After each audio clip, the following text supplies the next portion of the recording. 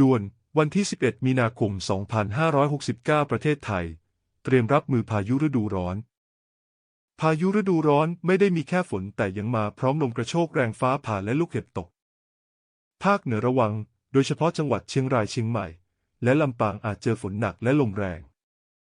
ภาคอีสานก็ไม่รอด นครราชสีมาบุรีรัมย์และสุรินทร์ต้องเตรียมรับมือพายุฝนฟ้าคะนอง